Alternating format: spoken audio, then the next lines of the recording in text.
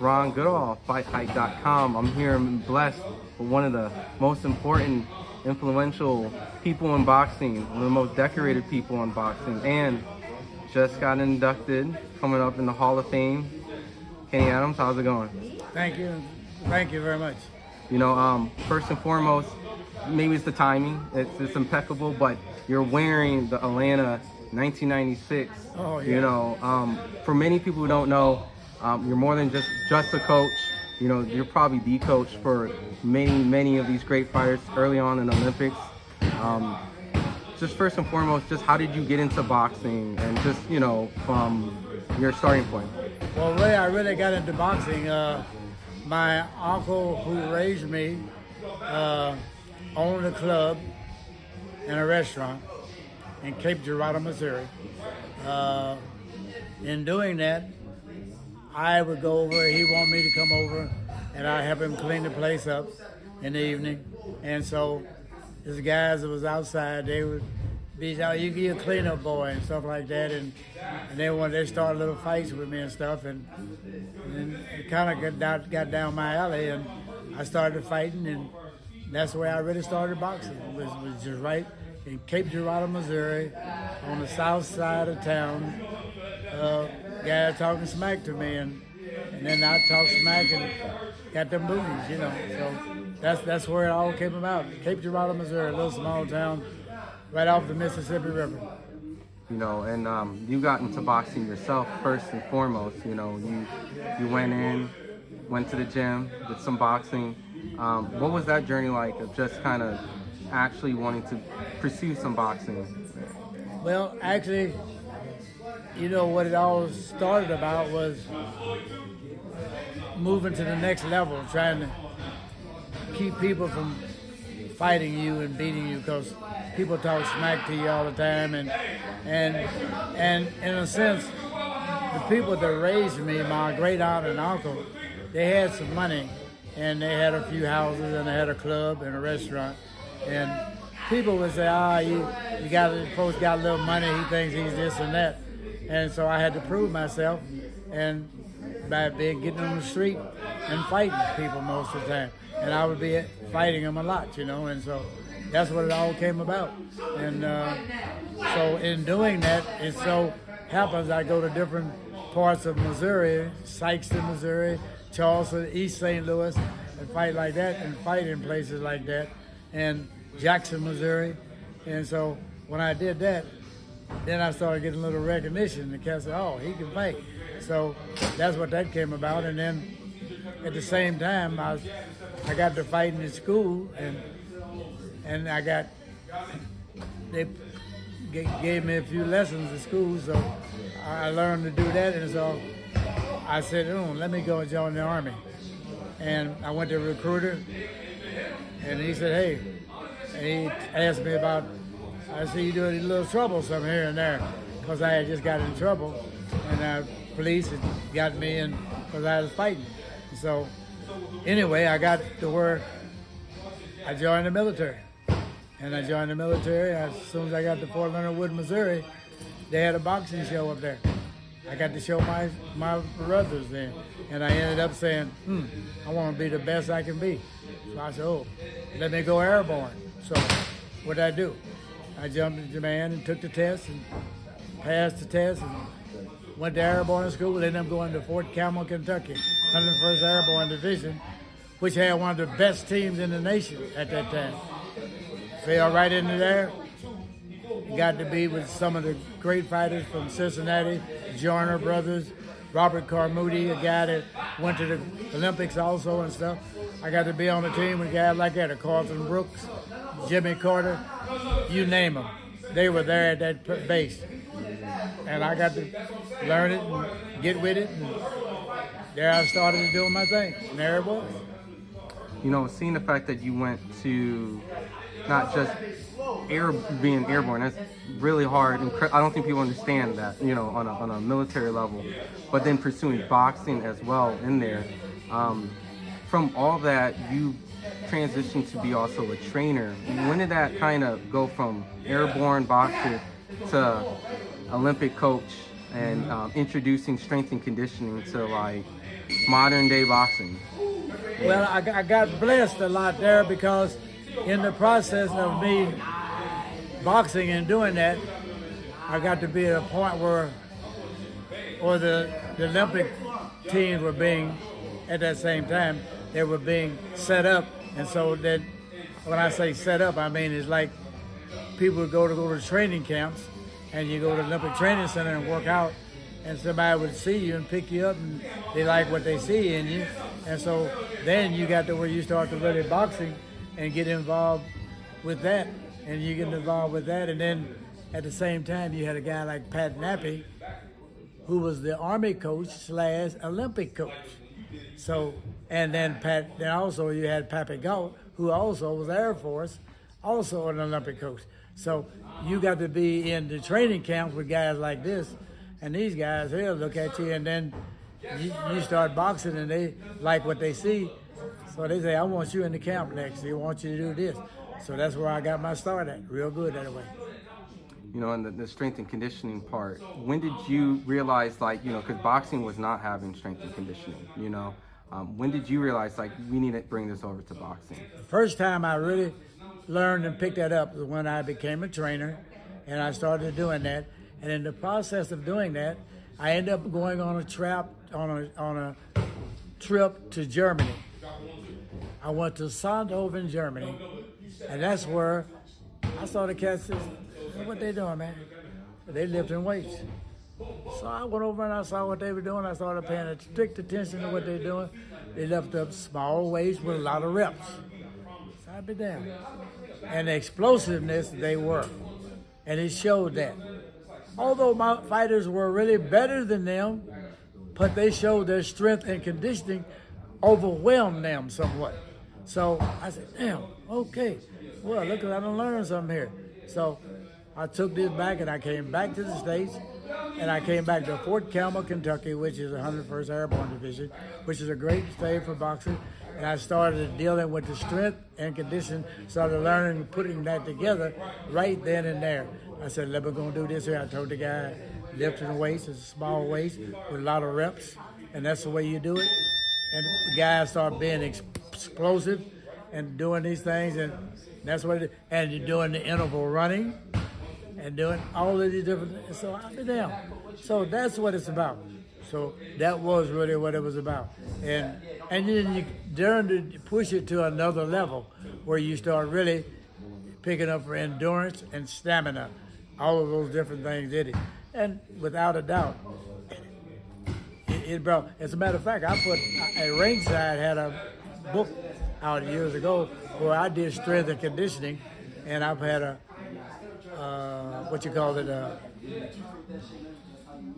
I had it on tape and everything. Oh, okay.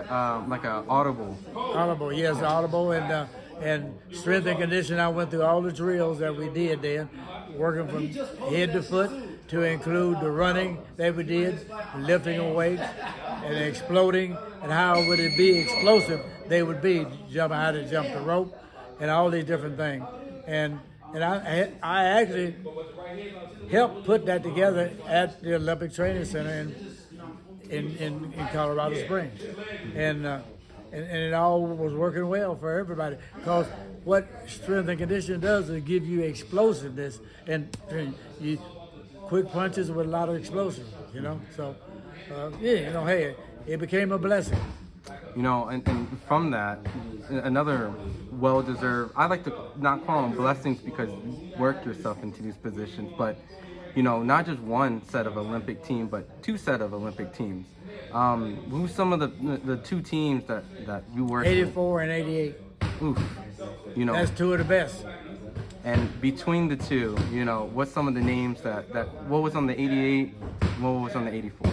Oh, boy. Now you're trying to make me get back to where I can. But Evander Holyfield, Riddick Bowe, Kennedy McKinney. Shucks, man, come on.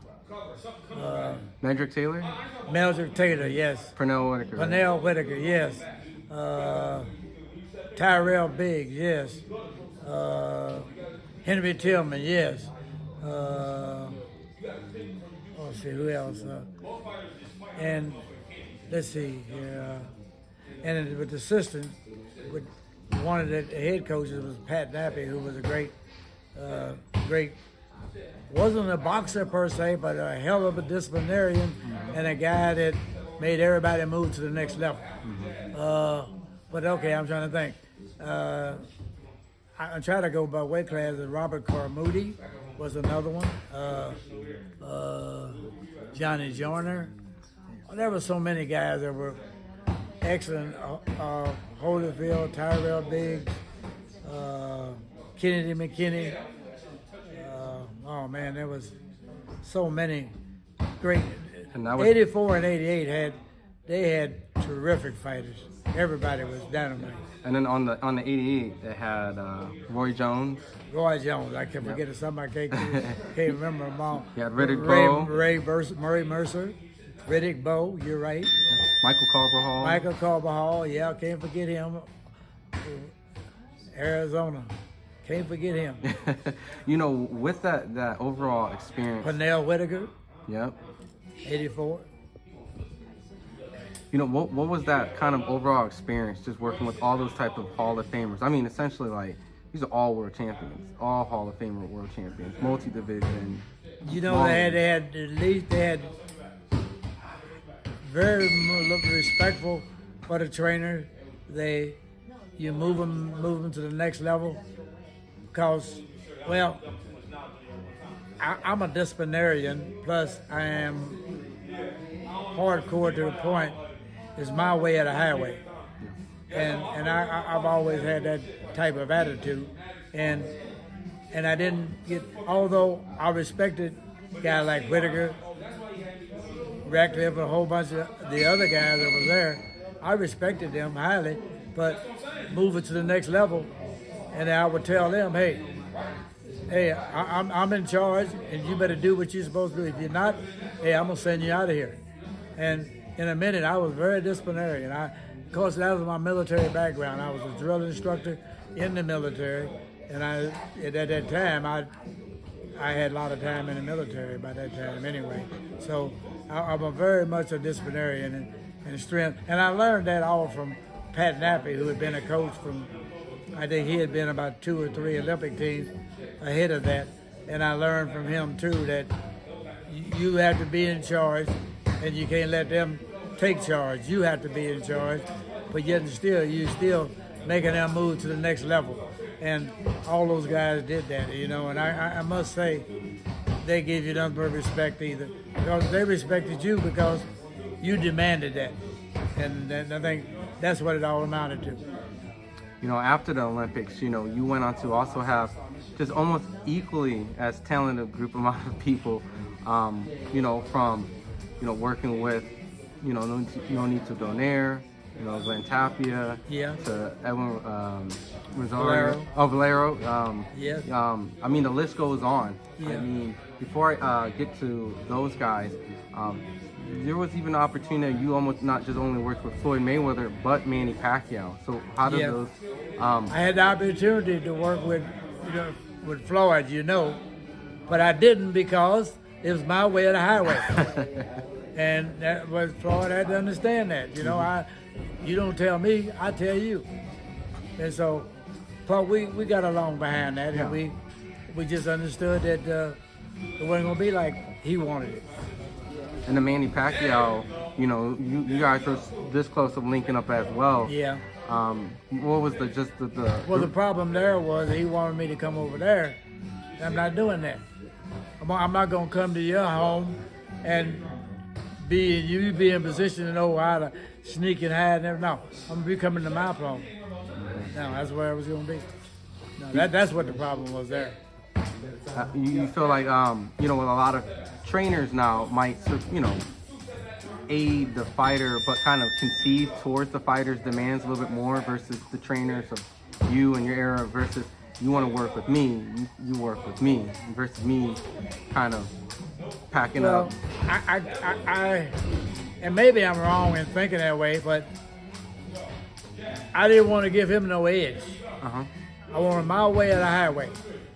And it had to be that because he's got to be disciplined. And that's the key for discipline. He can't be in charge. No. If he be in charge, what do he need me for? So that was my philosophy on that. And I learned that from 2-3 different trainers. They're good. One I had been around Manny Stewart some. I had been around Pat Nappy some.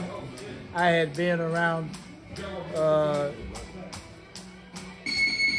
guy, oh shit, I can't think of his name now. He's from Washington, D.C., Pappy Galt. And all of those guys were what? You know what their key factor was? Disciplinarians. And my way or the highway. And that was the best thing going. Because you got to want to listen. You can't be in charge. How you going to be in charge and you want to learn to be the best you can be? And you can't do that. So that's what I learned from them. Now, someone who did work with you very early on in their career, right now, pound for pound, Terence Bud Crawford. How did you guys link up, and how did that relationship? Crawford was he was just a guy that he would listen. He would do. Started right down here. That's why. Oh yeah, right outside, right here, over here, right? See him right there. Yeah. And Crawford just listened, and he wanted to listen. And the other guy he had to work with him, a guy named Bud, big guy that worked with him. He was just, Bud was his nickname too. But this guy that worked with him, he was just a yes man for Bud more than anything else. But force feeding, you had to force feed him. But Crawford just had great talent. He just had great talent. There was no doubt about that. And he would listen. Oh, 1,000%. Work hard, hard worker. Can't beat it. You know, and with the other guys that we mentioned, no need to donaire. Don't need to donaire the same way. Kennedy McKinney, Ray Mercer. All of those guys were very listeners. And Riddick also was a listener. And Riddick Bowe was very much a listener. And these guys moved to the next level in that position. And that's what I liked. And because I learned this from this guy that was not a great technician, but he was a great coach. His name was Pat Nappy from New York. And he wasn't really a boxing person per se, but he'd always have people around him. He brought myself, a guy named Grant, a guy named Ross. He brought a lot of cats around him who were technicians into the world of boxing. And that's what he would do. But what you learned from him was discipline. And that was the key. And you had to do that. Bed check, being at the barracks, being in bed at a certain time, doing all these different things. And you had to do it that way. And that was the only way to go. And if you got discipline, it's the key. And guy moved to the next level. And you learn. And it's just like I said, this guy is considered to be one of the greatest coaches ever, but he didn't really know boxing. Okay? So that's what he had, guys like Grant, myself, and then other guys over there. We were technicians per se. So that's what he took it to the next level. So that's the way it is. Now I have to ask, because, very strict discipline. How did you get Edwin and Glenn Tapia underneath a consistent working formula with, maybe the media or people may portray him as like loose cannons, or maybe someone that wouldn't be able to get under control underneath the training regimen? Well, the key thing you had to always explain to these guys, hey, it's my way or the highway. And at the same token, look, if you want to be on this team, this is what you have to do. And if you can't do that, bye. See you. And so, and most of everybody wanted to be on the team, just like that.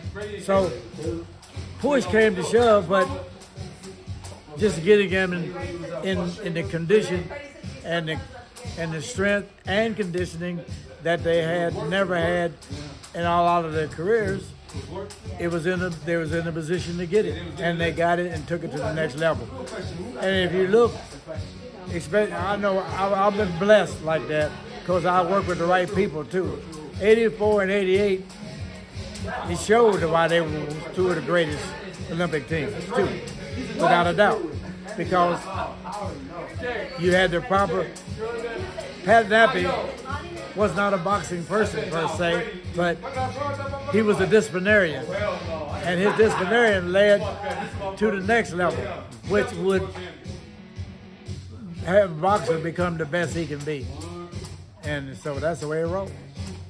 When you look back at your journey, what would you say, if you can pick one fighter, and not necessarily like he's the best or he was the easiest to work with, but just one that just kind of stood out, that kind of summarizes your coaching style and your beliefs?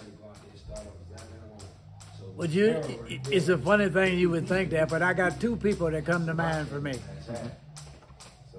And Eddie did not make an Olympic team, but Eddie Cook was one who was a world champion. Kennedy McKinney was another one. He's a role because McKinney, Memphis, Tennessee, he had boxing background, but he took the level to learn more as he saw fit. He saw fit that we move it to the next level, and he could do that. Kennedy McKinney was one, and very much so, I think. I have to say, and you know, believe it or not, Riddick Bowe was another one. He wanted to learn everything there is to be done and move to the next level. Ray Mercer was another one, heavyweight. Henry Tillman, any of those guys, they all seem to want to learn and move to the best level. And another point, I think, because I'm such a strong disciplinarian, I'm a former drill sergeant, so I don't take no shit at all. And then I be on them and bed check, proper food dealings that they would have, eating properly, all these things. To me, is about disciplinarian, being a disciplinarian. That's what he had to be to move for us to be the best team that we could be. And to do that, we had to move to the next level. And we did that, you know. And everybody listened. And being appointed place at an appointed time, you had to be here at 6 o'clock, here running at 6 o'clock. Running 3 miles, you run in 3 miles. You picking up your weight, get your weight, strength and conditioning right here.